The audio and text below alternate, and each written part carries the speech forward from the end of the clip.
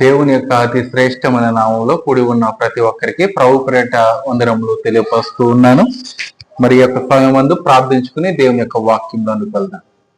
పరిశుద్ధుడ, ప్రేమల తండ్రి, మహోన్నతుడ, నీకు కృపను బట్టి మరొకసారి వందనాలు. ఈ యొక్క దినమందు ప్రభువా, నీకు వాక్యాన్ని వినడానికి మాకు ఇచ్చిన చక్కటి అవకాశం బట్టి నీకు వందనాలు. ప్రభువా, నీ చిత్తమైతే ఈ యొక్క దినమందు మాకు కావలసిన వర్తమానం మీరు మాకు అనుగ్రహించి మా యొక్క నడవడికలో మీరే మాకు తోడుగా ఉండి సహాయం చేస్తారని యేసు నామములో వేడుకుంటున్నాము తండ్రి, ఆమేన్. ప్రియ దేవులారా, ఈ యొక్క సమయం మందు ఆలస్యము చేయక ఈ యొక్క నేటి దినమందు ఎక్కువగా వాక్యం ఉన్నది కాబట్టి మరి ఒక పాట మనము పాడుకోలేని రీతిలో ఉన్నాము కనుక ఈ యొక్క సమయం మందు వాక్యంలోనికి వెళ్ళిపోదాం డైరెక్ట్ గా. మరి ఈ యొక్క దినమందు మనము చదువుకుంటున్న వాక్యం ఏంటంటే, క్రైస్తవుడికి ఉండవలసిన ముఖ్య లక్షణములు. క్రైస్తవుడికి ఉండవలసిన ముఖ్య లక్షణములు అనగా క్రైస్తవుడు ఎలా ఉండాలన్నది స్పష్టంగా ప్రభు యొక్క మాటల్లోనే మనము తెలుసుకుందాము. ఇక్కడ మార్కు సువార్తలో 10వ అధ్యాయము 19వ వాక్య భాగంలో ప్రభు అయిన యేసుక్రీస్తే మరి ఒక వ్యక్తికి ఇలాగ తెలియచేస్తూ ఉన్నారు. ఒకసారి మనము ధ్యానం చేద్దాం. నరహత్య చేయవద్దు, వ్యభిచరింపవద్దు, దొంగిలింపవద్దు, అబద్ధ సాక్ష్యము పలకవద్దు, మోసపుచ్చవద్దు, నీ తల్లిదండ్రులను సన్మానింపుము అను ఆజ్ఞలు నీకు తెలియను కదా అని అతనితో చెప్పాను. దేవుని స్తోత్రము కలుగుగాక. ప్రియ దేవుని బిడ్డలారా, ఈ యొక్క నేటి దినాల్లో మరి చాలా మంది దేవుని యొక్క వాక్యములు అనగా ఈ యొక్క 10 ఆజ్ఞలు లేవని చాలా మంది బోధిస్తూ ఉన్నారు. అలాగనే ప్రకటన కూడా చేస్తూ ఉన్నారు. మరి ప్రభుని యేసుక్రీస్తే ఆయన జీవించినంత కాలం అనగా 33.5 సంవత్సరములు ఆయన సేవ చేస్తున్నాడు.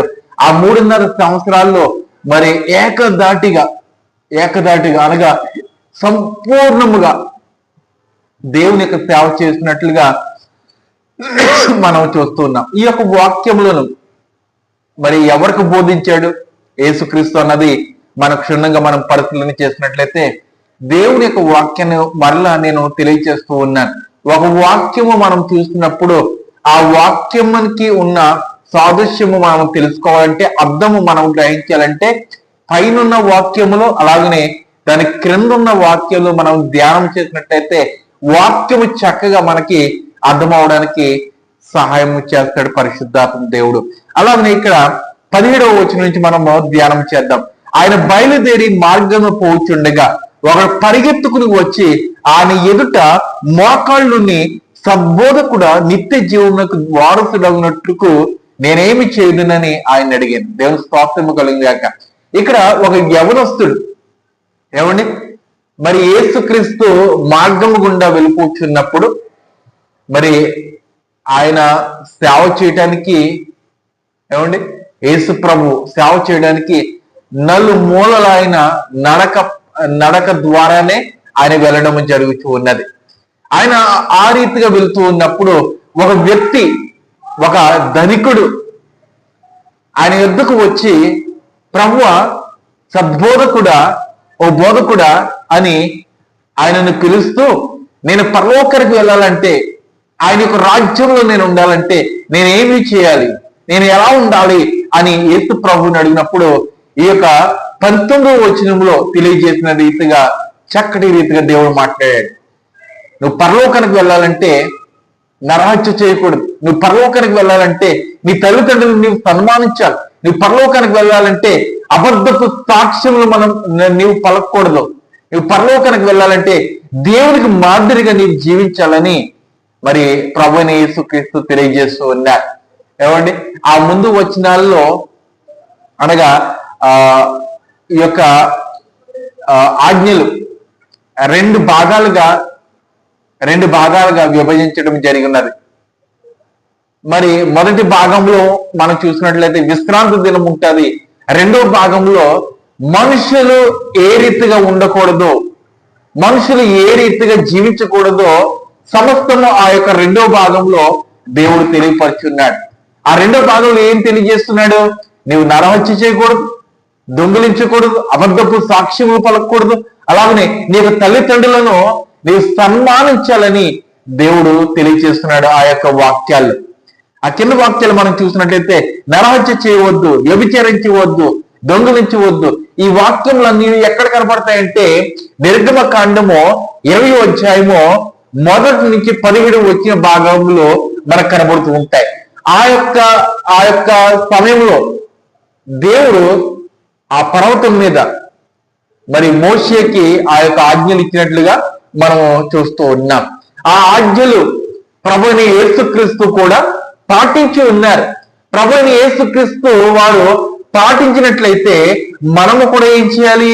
ఆ వచనాలు ఆ యొక్క మార్గంలో కూడా మనము వెళ్ళవలసినదై ఉన్నది.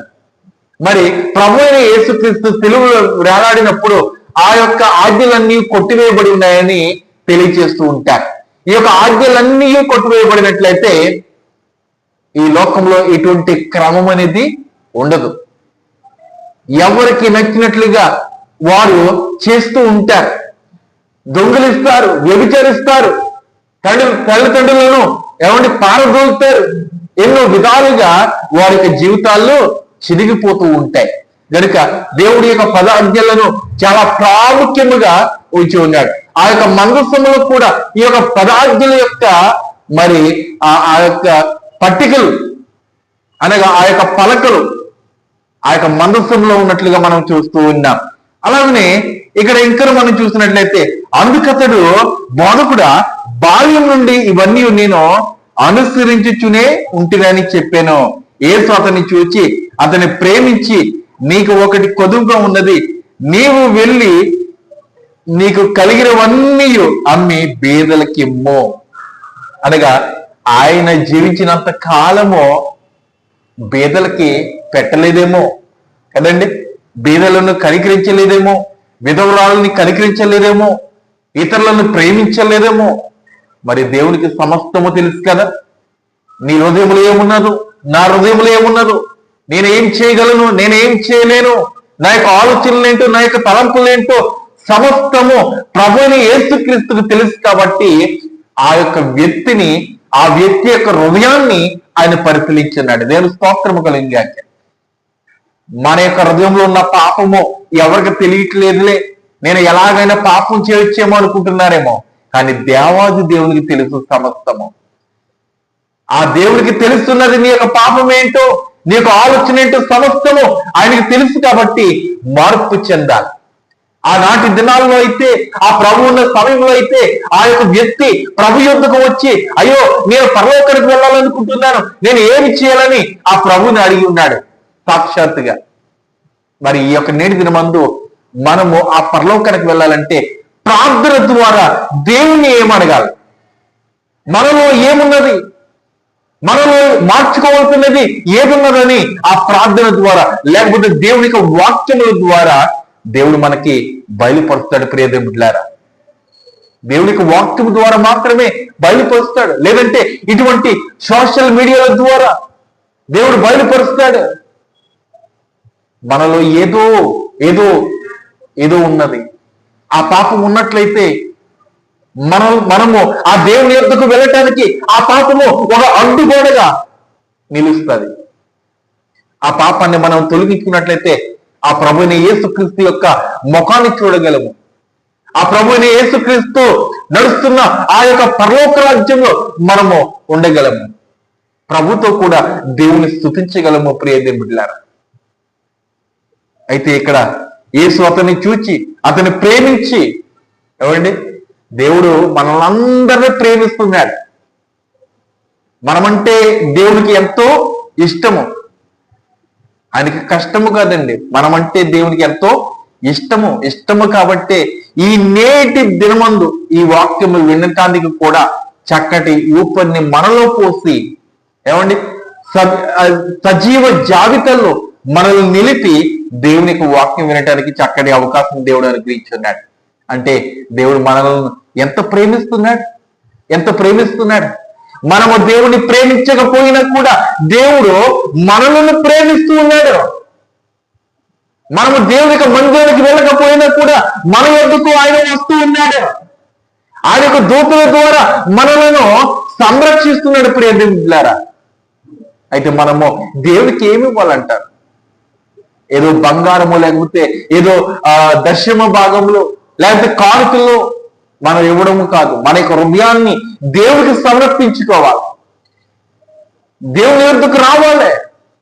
ఎంతకాలం మనము ఈ లోకంలోనే పడిపోయి ఈ లోకంలోనే జీవిస్తూ దేవుడు లేంటూ జీవిస్తూ చివరికి మరణం అయిపోతూ ఉన్నాం.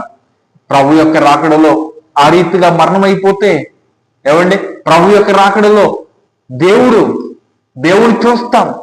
దేవుడు చూసినప్పుడు మన యొక్క గుండెలను కొట్టుకొని బాధపడతాం. ఎందుకంటే మనకి ఎటువంటి అవకాశం లేదు. ప్రభు నన్ను చేర్చుకుంటే నీవెవడో నాకు తెలియదు, అక్రమము చేయవారులారా నా యొద్ద నుండి తొలగిపోడండి దేవుడు తెలియజేస్తాడు. కనుక ప్రియ బిడ్డలారా, ఇక్కడ ఆ యొక్క వ్యక్తి దేవుణ్ణి అయితే ఎలా అయితే అడిగి ఉన్నాడో మనము కూడా ప్రార్థన రూపముగా దేవుణ్ణి అడగాలి. అయ్యో ప్రభువా, నేను ఏం చేయాలి, ఆ పరలోక రాజ్యానికి వెళ్ళడానికి నేను ఏమి చేయాలని ప్రభు యొద్దన మరి విజ్ఞాపన చేసినట్లయితే ప్రభువు ఏదో రీతిగా మన యొక్క